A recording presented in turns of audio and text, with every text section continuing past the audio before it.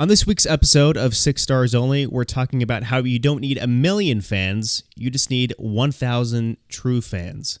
We're dissecting Kevin Kelly's amazing essay, 1,000 True Fans, and how we can apply it to our own lives to make a living off of our own videos.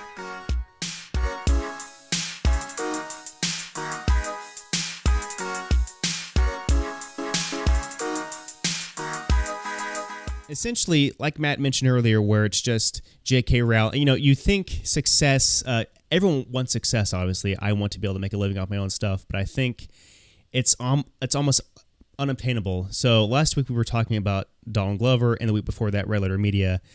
They're obviously super successful, and they have like millions and millions of fans. Red Letter Media, maybe not as much, but they're super, they have what I want, and it just seems so far away. I don't know if anyone else shares this, but the premise of 1,000 True Fans is basically you don't need millions of fans. You don't need millions upon millions of people. You don't have to be super famous. You just need 1,000 true fans to pretty much just make a living. Aspect here that we haven't quite touched on yet, and that's that, because it sounds a little bit almost, if you don't explain it, like you're settling, like, oh, you can't really reach 1,000,000 fans, exactly, so just settle for 1,000 and you won't make as much money, but you'll be happier inside. That's not what this is actually saying.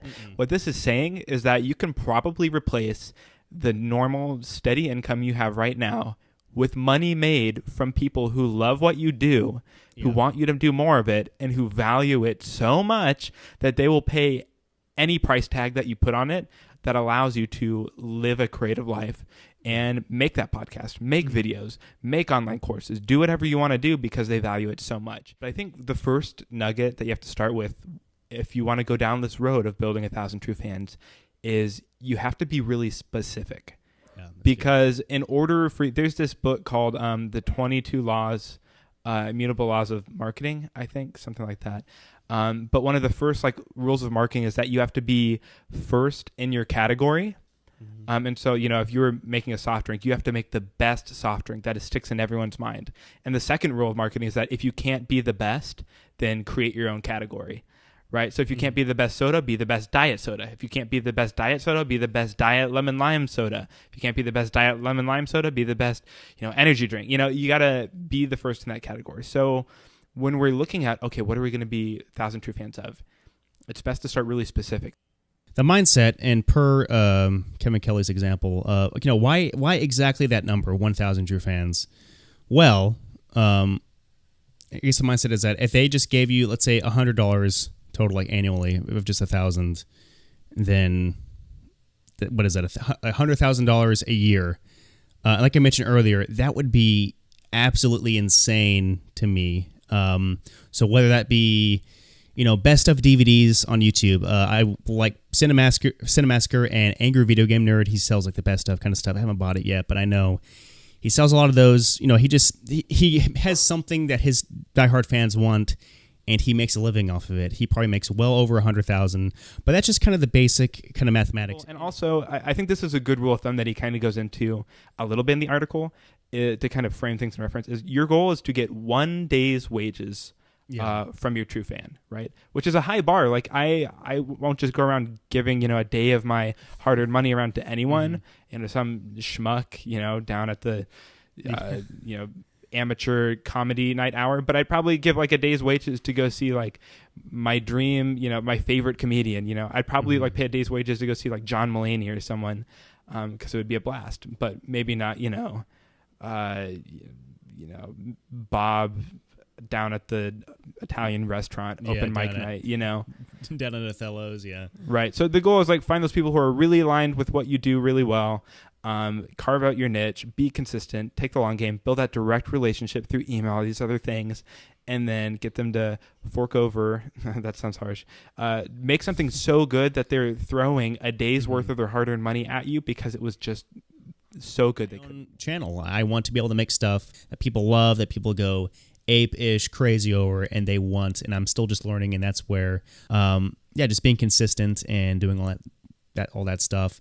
That's so much easier said than done. This isn't a get rich quick scheme, obviously. This is, if this was easy, yeah, exactly. It's just putting in the work for years and years and years. finding that niche, focusing on one thing, like beekeeping, for instance. I randomly went on like a tangent, like this YouTube wormhole of watching beekeeping videos. I have no idea how I got there, but there is a market for it because I had like thousands upon thousands. Like, say that's your passion.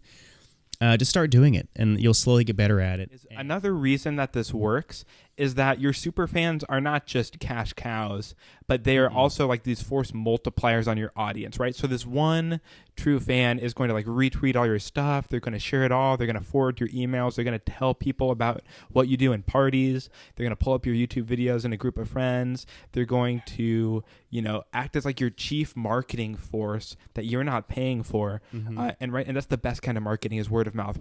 When Jake gives me a recommendation, I'm going to listen to him and I'm going to do it. And you do the exact same thing with your friends and family. Everyone does.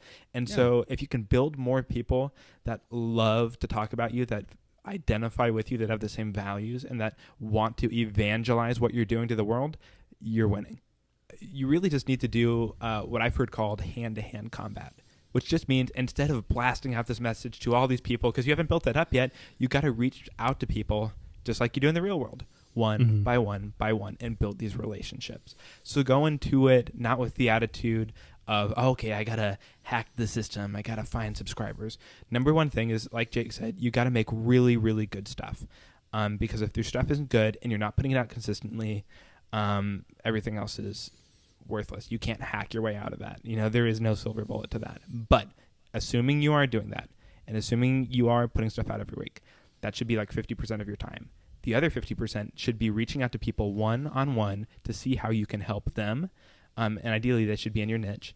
And so working, putting out a message in your own social channels and reaching out to people one-to-one, texting and messaging people that that are interested in videos, if that's what you're making stuff about, going on Twitter and putting stuff out about videos and then replying to each and every person. Yes, it's difficult. The consistency is the toughest part in reaching out. Sometimes it could be a slog. You won't feel like making videos. But this is so much easier just building up those 1,000 true fans than hoping for, I hope I write like a bestseller, or I hope I just get lightning in a bottle and just out of nowhere just get like this super smash hit. It's a longer process, but it's so much more doable, and I feel like it super rewarding in the end. Like I mentioned, it's not about the money. It's about the freedom and the fact that, man, you will have thousands of fans that just love your stuff, and it just compounds on each other, and it just makes for an awesome time.